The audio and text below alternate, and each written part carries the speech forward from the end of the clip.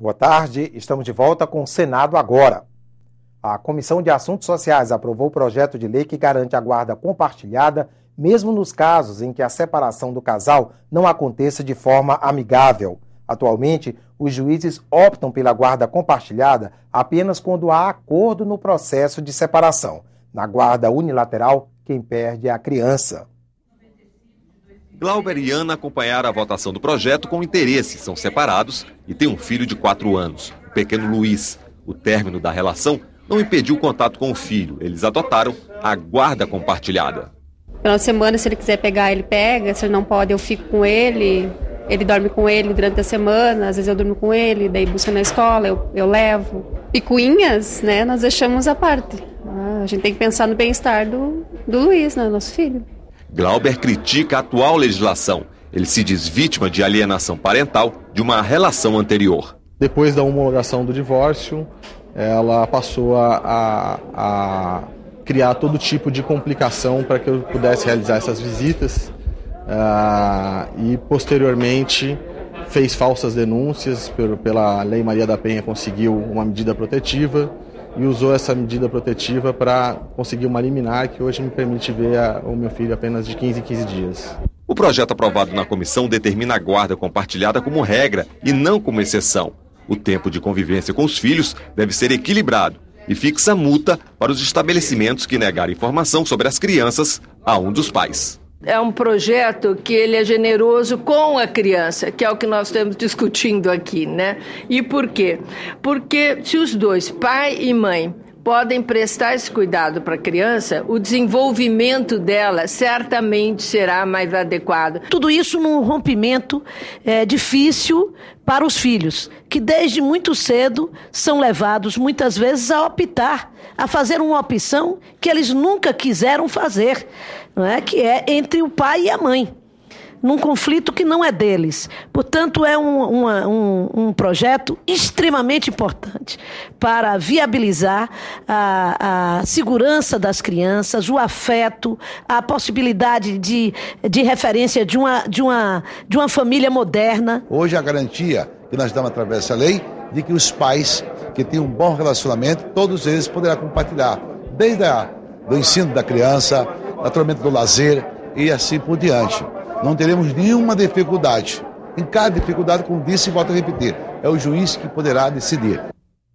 A comissão aprovou o requerimento de urgência e a matéria deve ser analisada no plenário do Senado na sessão deliberativa desta quarta-feira.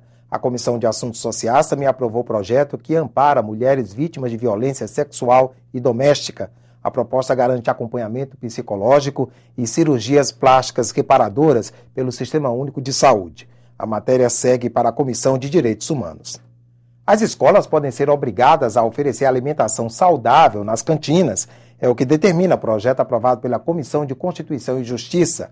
Também foi aprovada a proposta que reserva às mulheres 50% das vagas nas eleições proporcionais. Hoje, 30% dos candidatos de cada partido político tem que ser do sexo feminino. O projeto aprovado, de autoria da senadora Gleisi Hoffmann, estabelece que metade dos eleitos deve ser mulher. A regra vale para eleições proporcionais, ou seja, deputados federal, estadual, distrital, além de vereadores. A participação feminina nos diferentes legislativos do Brasil é irrisória e deixa o país, na comparação internacional, atrás de países que não dispõem de regras de estímulo à participação de mulheres. Essa situação demonstra de maneira cabal o fracasso da política de reserva de candidaturas em vigor há quase 20 anos entre nós.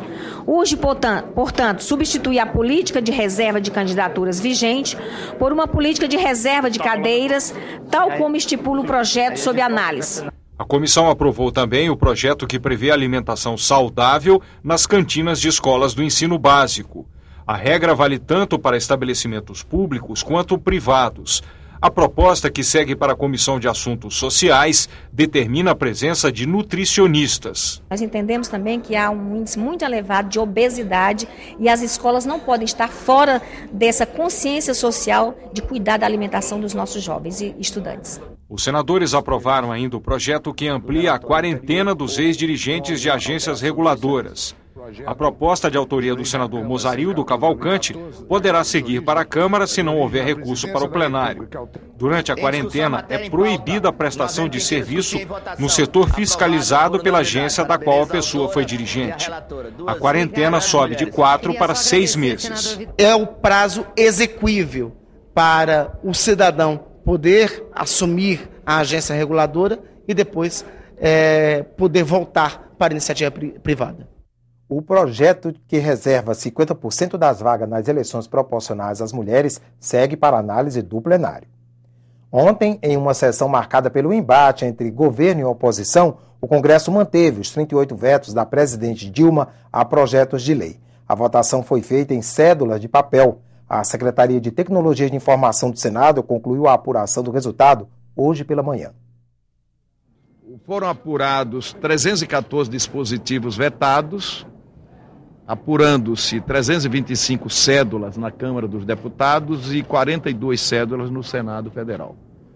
Havendo sido obtido quórum em ambas as casas e havendo o Congresso Nacional decidido dessa forma pela manutenção de todos os vetos. Sessão difícil, o quórum apertado, e de uma só vez o Congresso Nacional teve que apreciar 38 vetos que estavam acumulados. De quem é a culpa? De todos nós, porque nós tentamos reunir 13 vezes o Congresso Nacional para limpar a pauta, apreciar esses vetos e não foi possível. Entre os vetos mantidos, um dos mais polêmicos é o que rejeitou integralmente as novas regras para a criação de municípios. Entrou em vigor hoje o novo indexador para atualizar a dívida que estados e municípios têm com a União. A mudança alivia a situação fiscal de governos estaduais e municipais. Ao pagar menos juros, sobram recursos para que governadores e prefeitos possam contratar novos empréstimos e ampliar os investimentos.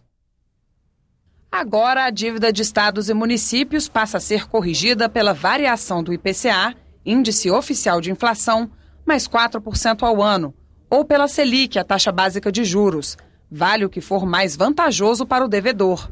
Hoje, o índice adotado é o IGPDI mais juros de 6% a 9% ao ano. A nova regra se aplica a cidades e estados que se beneficiaram da repactuação prevista numa lei de 1997. O texto sancionado garante a correção retroativa do saldo devedor pela taxa Selic desde a assinatura dos contratos. Com isso, muitos estados e municípios vão sair de uma condição de muita dificuldade para terem alguma folga nas suas contas e assim viabilizarem investimentos importantes para o crescimento econômico do país. Quem mais ganha com o novo indexador é a cidade de São Paulo. Segundo projeções da Prefeitura, o saldo devedor deve cair de 62 bilhões para 36 bilhões. Alagoas e Rio Grande do Sul também estão entre os mais beneficiados. O Rio Grande do Sul, que tinha no início uma dívida próxima a 10 bi, pagou mais de 20 bi e devia ainda quase 50. A partir daí nós teremos uma economia para o Rio Grande do Sul em torno de 15 bilhões de reais. Ou seja, até 2027, 2028, nós estaremos com as nossas contas em dia. Os municípios não estão conseguindo mais fechar o ano, né?